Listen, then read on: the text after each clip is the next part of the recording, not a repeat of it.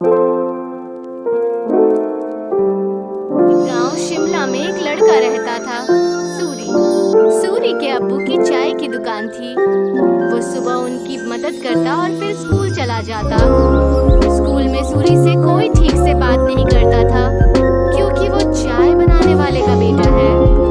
वो सबसे बात करने की कोशिश करता है, दोस्तों के ग्रुप में शामिल होना चाहता है, लेकिन कोई भी उससे बात नहीं करता। और अगर वो बात करने की कोशिश भी करता तो सारे लोग उसका मजाक उड़ाने लगते। कोई मेरे साथ वीडियो गेम खेलेगा? हाँ, मैं खेलूंगा। अरे चाय बनाने के लिए नहीं, गेम खेलने के लिए बुला रहा हूँ, तू रहने दे। सूरी को बहुत बुरा लगता है। वो घर आते ही मुंह फुलाकर बैठ जाता है। सूरी के अब्बू ये देखते हैं और उसके लिए खाना लेकर आते हैं। अरे क्या हुआ सूरी, तू मायूस क्यों है आज? ले खाना खा ले, तुझे अच्छा लगेगा। ले। पापा, कोई और काम क्यों नहीं करते? आपको इतने सारे कामों में से यही काम मिला। चाय बनाने में क्या बुराई है? दिन में सबसे ज्यादा लोग इसी के बारे में सोचते हैं। नहीं, मेरे दोस्त तो मजाक उड़ाते हैं, मुझे अपने साथ खेलने में भी शामिल नहीं करते। बोलो कौन सा खेल खेलना है, अभी खेलते हैं। आपके साथ नहीं, उनके साथ खेलना है। ये कहकर वो वहाँ से चला जाता है बिना खाना खाए। सूरी के अब्बू को ये देखकर बहुत बुरा लगता है कि उनकी वजह से उनके बच्चे के दोस्त बहुत दूर जा रहे हैं।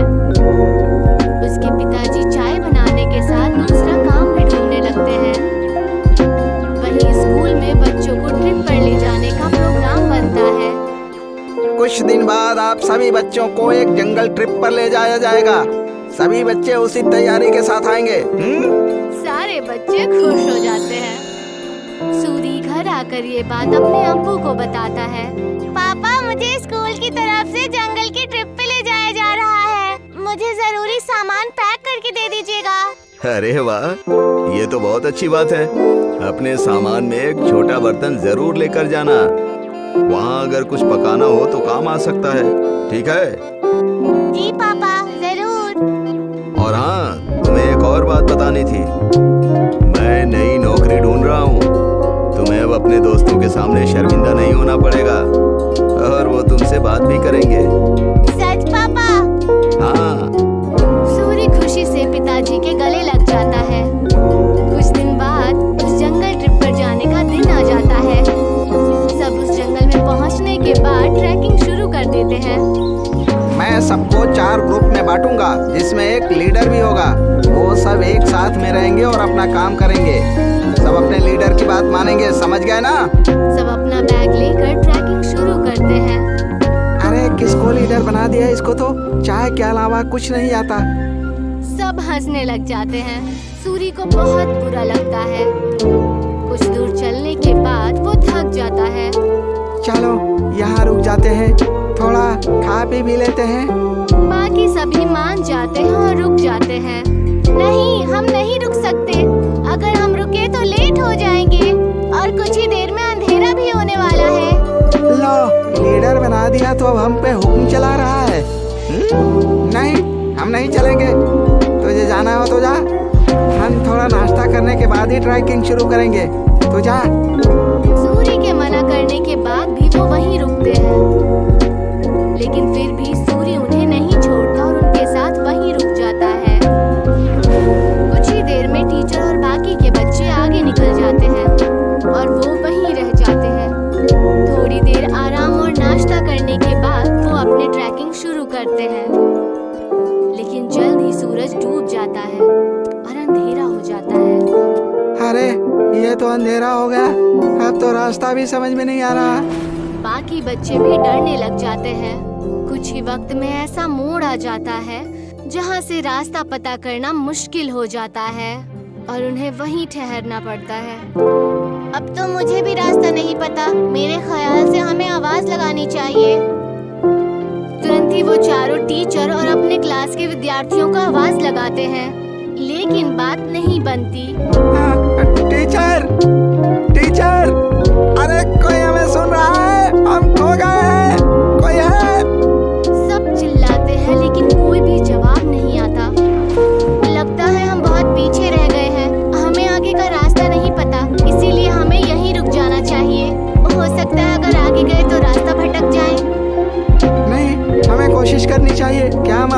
सही जगह पहुंच जाएं। रात बहुत हो चुकी है, जानवरों का भी डर है। टीचर थोड़ी देर में हमें खोजते हुए आ ही जाएंगे। हमें यहीं रुकना चाहिए।